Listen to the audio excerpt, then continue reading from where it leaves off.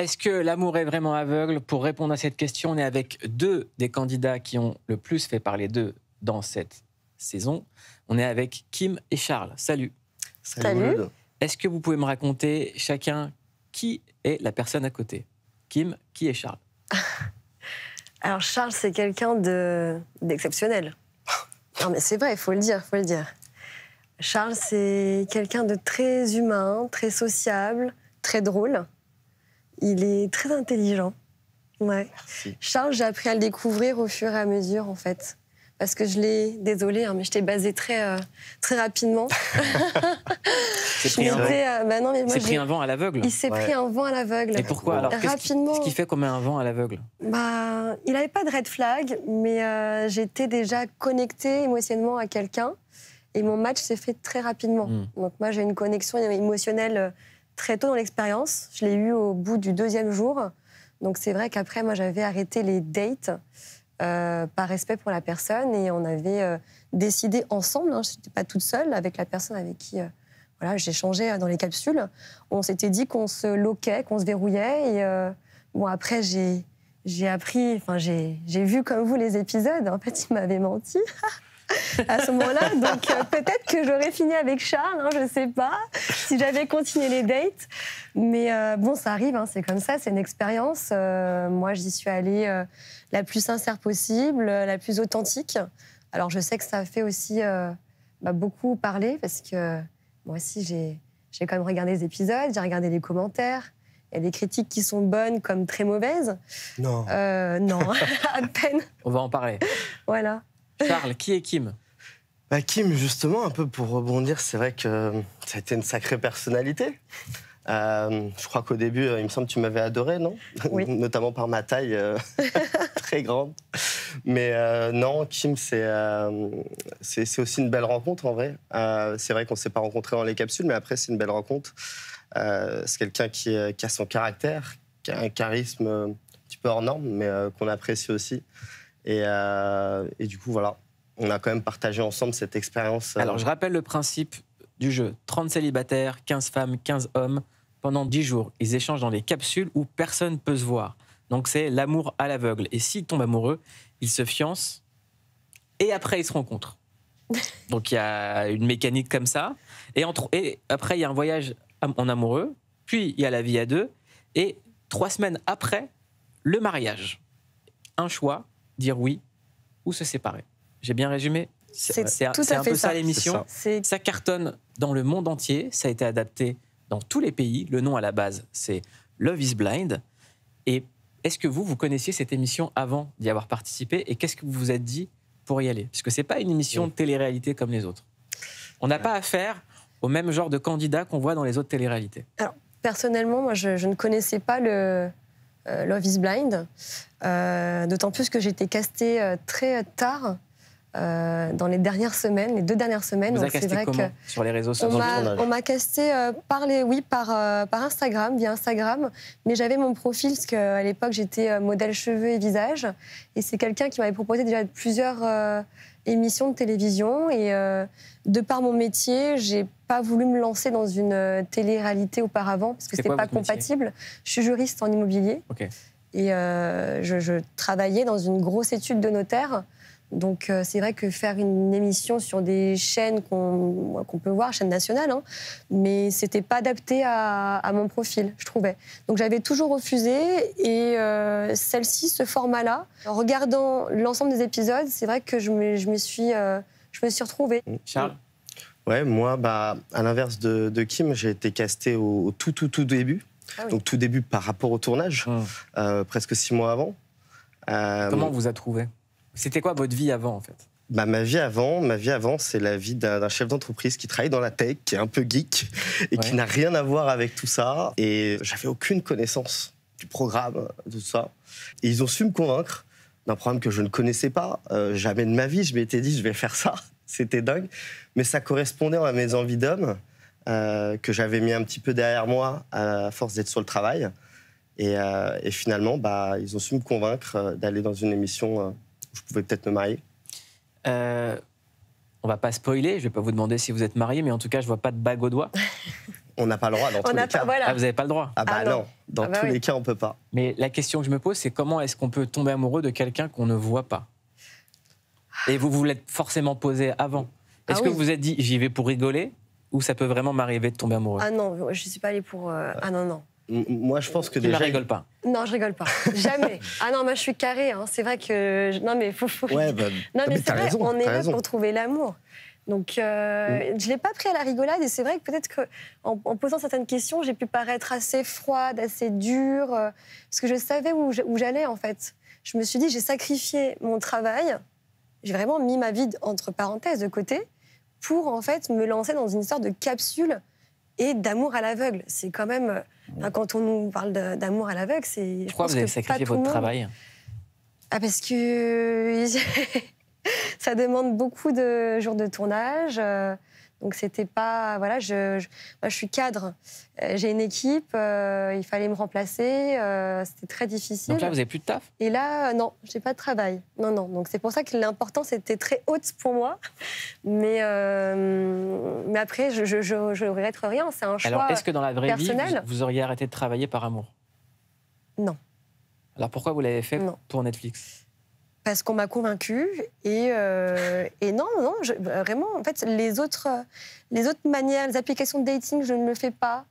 Je sors un peu, mais pas non plus des masses. Quand je sors, je suis avec mes amis ou avec des amis d'amis. Donc, c'est toujours les mêmes personnes. Les hommes n'ont pas forcément envie d'approcher les femmes maintenant. Ils ont peur, c'est vrai. Alors, je ne sais pas pourquoi il y a eu un peu un recul sur les manières de draguer en France et dans d'autres pays. Et c'est un peu dommage parce que c'est vrai que forcément, dans les soirées, maintenant, on voit beaucoup, ça se voit. Il y a beaucoup de femmes qui vont dîner avec ses copines. Et on retrouve que des tables avec en fait, des femmes. Il n'y a plus cette mixité qu'on pouvait retrouver avant. Beaucoup d'hommes ne veulent pas forcément payer un verre parce que les copains vont leur dire « Bah oui, pourquoi tu vas payer un verre au bar à cette fille-là Attends, elle va te prendre pour un pigeon. » Non, mais c'est... Du coup, il y a un côté qui te rassure, finalement, là, dans le fait de faire ça. qui me rassure. Et puis, c'est pour ça que tu l'as fait, toi? J'étais vraiment venue là pour trouver l'amour et me marier, en fait. Charles, c'est quoi la vie amoureuse avant l'émission? La vie amoureuse, c'était un beau néant. Ouais. Non, c'est vrai, très concentré sur le travail. Du coup, pour moi, c'était une vraie... je crois que c'était surtout l'opportunité de se donner le temps, avant tout. Parce que vous avez un terreau compliqué, parents séparés depuis la naissance. Vous avez perdu votre mère quand vous aviez 16 ans. C'est ça. Père absent, célibat depuis 2 ans. Donc j'imagine que la précédente rupture, ça a dû faire résonner ce sentiment d'abandon et ça devait être compliqué de se reconstruire.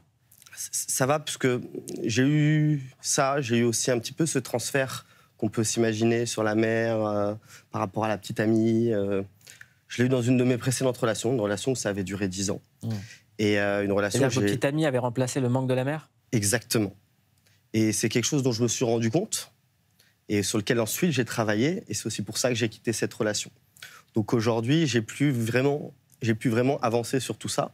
Ça date maintenant presque d'une petite dizaine d'années où du coup j'ai fait ce travail-là petit à petit. Par contre, c'est vrai que ma dernière relation était une relation où on avait tout envisagé. De l'enfant, du mariage, tout ça. Et malheureusement, parfois, il y a des relations comme ça et on n'en a pas tout le temps. En général, ça nous vaccine, mais ça a été une relation un petit peu toxique. Ça vous a soigné, cette émission, ou ça vous a... Qu'est-ce que ça a changé dans votre vie? Amoureuse, déjà. Et puis après, on va parler de la vie quotidienne. De l'impact, ce qu'on appelle le Netflix Impact. Ouais, Netflix Impact, je ne connaissais pas, mais... Comme ça qu'on... Netflix Effect. Ce que ça a pu changer, moi je l'ai dit plusieurs fois, on ne le voit pas toujours, mais c'est un vrai combat contre nous, puisqu'on se retrouve dans un contexte où les émotions sont décuplées. C'est décuplé. C'est vraiment décuplé. Du coup, quand on se demande si on arrive à pouvoir tomber amoureux sans voir la personne, il y a une réalité à ça qui est dingue. C'est vraiment... on est confronté à un mur. Et c'est vrai que ce mur nous donne des émotions. Ouais, il devient beau et il nous procure des émotions. Donc c'est vrai que nos sens sont décuplés. On est dans cette espèce de sas, en fait, de sécurité pour chacun de nous. Et le fait de repousser ses limites, parce qu'on est attentif à la moindre chose. Dès qu'on entend qu'il se lève, « Ah, qu'est-ce que tu fais ? Ah, t'es assis sur le canapé, t'es assis par terre. Quand t'entends sa voix, t'arrives le matin, t'ouvres la porte, le pod, et là, t'entends sa voix. Salut, salut. Ah, enfin, c'est toi. Un soulagement. Et on peut se tromper aussi quand on entend salut. Ah, arrête. J'ai fait une boulette. Non, mais... Quoi? Non, mais j'ai fait une boulette internationale. Quelle boulette? Je me suis trompée Le de personne. salut n'était pas celui... Non, alors, il faut que je m'explique là-dessus. Non. La boulette que j'ai faite, elle est extrêmement grave. Et je m'excuse auprès de Clément, encore une fois. Je me suis excusée moult fois. Et du coup, en fait, je me suis trompée. La boulette, je parlais à Clément. Et en fait, je pensais que je parlais à Thomas. Ouais. Et j'ai, du coup, j'ai nexté mon second choix. Voilà. Voilà. La boulette. Est-ce que tu aurais pris ton second choix, finalement? Oui. C'était quoi votre vie amoureuse avant cette émission? J'étais célibataire pendant pas mal de temps aussi, un peu comme Charles. J'avais eu une dernière relation très difficile. Elle avait duré quelques mois et pareil, c'est une relation très toxique. Aujourd'hui, j'ai appris de cette relation. Je me suis lancée dans cette expérience et je savais ce que je ne devais surtout pas faire et surtout pas qui retrouver en face. Mais c'est vrai qu'il faut en avoir conscience et parfois ça met du temps. C'est un travail qu'il faut faire en amont. Et de travail, souvent on peut parler de travail psychologique, de travail sur soi. Oui. Est-ce que dans l'émission il y a un psychologue qui vous accompagne ou vous êtes Complètement. Aidé? Oui. C'est même un point essentiel. Oui. Et heureusement qu'elle était là. Et c'est vrai qu'elle nous aiguillait, on avait le droit de la voir quand on le désirait. Ouais. Moi, elle m'a beaucoup aidée. J'ai eu deux gros moments très difficiles où j'étais en crise d'angoisse. C'était le premier jour. Parce que le fait de quitter ma famille... Alors, je suis très, très proche de ma famille. Je travaille avec mon petit frère, c'est mon assistant juridique. Donc, c'est vrai que m'être détachée de mon foyer, de toutes ces personnes-là, c'était très dur. Et quand je suis arrivée sur le plateau... Le premier plateau, je me suis effondrée en larmes, mais pendant 1 heure. Ça a duré pas mal de temps. Et en fait, j'écoutais les producteurs nous parler, nous donner des directives. Et le fait de voir des personnes inconnues autour de moi, ça m'a bouleversée. Alors que normalement, j'étais au bureau... Est-ce que l'angoisse pouvait aussi venir du fait de sacrifier son anonymat? Oui, aussi. Parce que là, on sait qu'on a une forte exposition aujourd'hui. Il faut se préparer à ça. Et c'est vrai que pendant la durée de l'expérience, on ne prête pas attention à ça.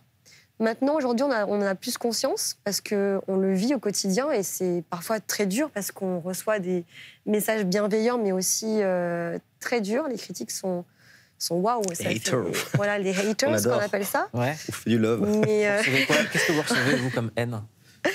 Que je suis une princesse péteuse, hautaine... pour qui je me prends. C'est pas parce que j'ai étudié 6 ans de droit que tout de suite, je prends les gens de haut, quoi. Moi, ça m'a blessée. Réellement, ça m'a fait un choc. Je me suis détachée des réseaux sociaux pendant 2 jours. J'ai désinstallé les applications parce que ça m'a fait bizarre de lire quelque chose, des commentaires aussi virulents et très, très directs, quoi. Et je pense que... Après avoir vu les épisodes, j'ai essayé en fait de véhiculer des valeurs qui me sont très chères et très importantes. Et le fait de voir en fait des commentaires aussi négatifs, je me suis dit waouh, c'est dur, c'est dur. Ouais, c'est très dur. Moi, j'ai un petit peu plus de chance que Kim sur ça. Je reçois moins de commentaires négatifs, ou du moins les commentaires négatifs que j'ai sont sur des choses plus futiles. Est-ce que c'est vrai ce qu'il raconte? Est-ce qu'il fait vraiment du MMA? Est-ce qu'il fait vraiment des sports de combat? C'est bizarre. Il ne sait pas se décider dans les capsules, ce genre de choses. Donc, des gens qui remettent un petit peu en question, finalement, ce qu'ils voient. Et je pense que c'est légitime aussi de remettre en question ce qu'on voit. Et puis voilà, et puis des jugements qui vont vite, mais je pense qu'on les connaît. C'est le jeu aussi. De s'exposer comme ça, c'est d'accepter les jugements. On voit pas tout aussi, forcément. On va regarder ensemble plein de séquences du programme, mais j'ai une question qui me taraude. C'est votre rapport à l'intimité. C'est-à-dire que quand on est anonyme et qu'on se retrouve dans un programme et qu'on est filmé tout le temps et qu'on filme une histoire d'amour, est-ce que vous acceptez que votre intimité soit partagée? Ça a été difficile. C'était pas facile. C'est vrai que durant le tournage, tout ce qui était... attrait au couple, l'intimité du couple, je ne l'ai pas forcément accepté. C'est vrai qu'on voit très peu d'images de moi, même dans la piscine ou dans la chambre à coucher. C'est quelque chose que j'avais dit, et que je ne changerai pas parce que je suis comme ça, je suis un peu pudique. Voilà, je l'avais bien expliqué au producteur, ça a été respecté. Donc ça, par contre, c'est vrai que... Non, je comprends. Je l'ai peut-être moins mal vécu, mais c'est vrai que ça fait très, très, très bizarre au début. Quand tu sors de la douche et que tu as une caméra devant toi, c'est pas quelque chose de... D'être avec la personne, parce que faut pas oublier qu'on parle pendant 10 jours dans les capsules, mais qu'après ce reveal, on est en lune de miel avec la personne qu'on a choisie, à qui on a dit oui. Et c'est vrai que le fait de vivre H24 avec cette personne-là, alors qu'auparavant, on ne vit pas forcément avec la personne tout de suite, quoi. Là, on fait tout de manière déstructurée et très rapidement. Et du coup, on se dit, ok, on va dormir avec la personne, quoi. Et comment ça se passe quand on dort avec quelqu'un qu'on ne connaît pas et qu'on est filmé? Moi, je ne l'ai pas eu. C'est vrai que toi, tu l'as pas eu tout de suite. Parce que du coup, avec Julie et moi, on a, pendant toute la partie un petit peu lune de miel, en tout cas ce voyage qu'on fait après les capsules, on n'a pas du tout dormi ensemble. Finalement, c'est vrai que j'aurais aimé, mais est-ce que c'était pas un mal pour un bien? Pour ce programme, vous gagnez de l'argent ou pas? Oui. Bon, après... Mais après, on gagne pas des 1000 et des 100. Kim, j'imagine que vous gagnez plus en tant qu'avocat. Oui, bien sûr. Et donc, vous avez mis en parenthèse votre carrière d'avocat? Exactement. Alors, pourquoi? Qu'est-ce que vous gagnez au final? L'amour. Est-ce que le fait de s'être exposé comme ça attire autour de vous, sur les réseaux sociaux, des charros ou des charrottes? Ah oui, toujours. Déjà, de base, on en avait, mais là, oui. Ouais. Je sais pas si on peut qualifier ça comme ça, en vrai. Peut-être pas de charros, mais moi, je reçois beaucoup... il y a des approches qui sont un peu maladroites aussi. Ah oui, il y a des... moi, j'ai reçu des DM, c'est quand même très direct. On a compris... Disons-le, les hommes, on est quand même moins doués sur ça. Et comment on répond? On répond pas. Alors, pour le moment, je réponds pas. J'attends quand même. Ouais. Je crois que je me méfie un petit peu aussi, c'est normal. Quand on est exposé maintenant, on est d'autant plus... on est alerte, quoi. Ouais. Moi, je crois que ce qui est le plus drôle que je reçois en fait en DM, c'est que finalement, j'ai des mères aujourd'hui qui m'envoient des messages, et ceux un peu du monde entier, et qui me disent, si Charles, tu es célibataire, j'ai une fille magnifique. Et ça, je crois que c'est le genre de message auquel je ne m'attendais pas. Avec autre chose aussi, c'est que je reçois beaucoup de messages d'hommes. Et ça, je crois que ça fait plaisir, parce que ce n'est pas du tout des messages d'hommes intéressés par moi. Ce sont des messages d'hommes qui sont contents de l'image que je renvoie. Parce que je crois qu'aujourd'hui, dans notre monde, on ne voit pas que finalement, il y a beaucoup d'hommes qui sont corrects. Et notre société ne donne pas beaucoup la place à ça. Je crois que c'est un vrai message aujourd'hui. Beaucoup me disent ça. Merci d'avoir cette attitude. Merci de montrer ça. De représenter les gentils, quoi. De représenter les gentils, Séquence qui a beaucoup tourné dans l'émission, on va la commenter, entre Jonathan et Cynthia. Ah oui. Alors, ça a été le drama, parce qu'entre eux, il y avait une différence de taille. Oui. Et lui, il lui a reproché de vouloir mettre des talons. On retrouve les autres candidats. Quel est le risque avec les autres candidats, finalement? C'est potentiellement qu'il y en ait un ou deux qui se foutent de ma gueule. C'est pas de la tienne, c'est de la... problème. Mais ça, écoute-moi jusqu'au bout, s'il te plaît. C'est pas ton problème puisque c'est le mien. Donc moi, je me dis aujourd'hui, je vais la laisser faire et je vais voir ce qu'elle va choisir comme chaussure. Et là, tu décides, non, finalement, tu prends tes talons. Encore une fois, c'est pas dramatique. Mais moi, ça me prouve juste qu'en fait, mon état d'esprit, ce que je ressens, t'en as rien à battre. Voilà. Et c'est ça que je suis en train de percuter ce soir. J'ai mis des talons parce que je me sens belle en talons. C'est tout. Ah bah ça, ça t'as pas dit. Joe, il n'y a aucun rapport avec toi. Je me sens, moi, belle en talons. Je me sens présentable, je me sens désirable et c'est comme ça que j'ai envie de me présenter face à toi. Ok, j'ai compris. Ok. Votre avis là-dessus? Un peu mal à l'aise. Je vous laisse commenter. Mon avis, il est assez mitigé parce que les deux ont leurs arguments et j'essaie de me mettre à la place des deux, en fait. Donc on peut comprendre la vie féminin, oui, on a envie d'être très féminine, on arrive à une réunion avec d'autres candidats, on a envie d'avoir une belle image. Donc c'est vrai que je me mets à sa place. À l'inverse, Jonathan, il aurait peut-être pu faire cette concession-là. En tout cas, au début, je pense qu'il aurait pu la faire. Je ne sais pas réellement ce qu'il avait en tête à ce moment-là. Il s'est confié à nous. Et c'est vrai qu'il le vivait mal. Je pense que cette action, de sa part, était la traduction d'un mal-être plus global qu'ils avaient dans leurs relations, dans leurs échanges.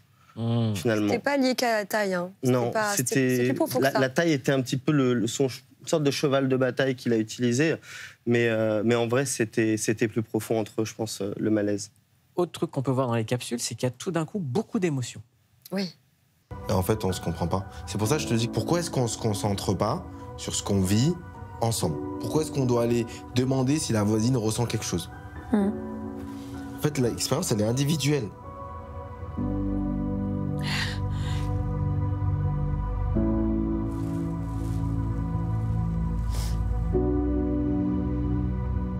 En fait, là, j'ai trop donné, j'y arrive plus.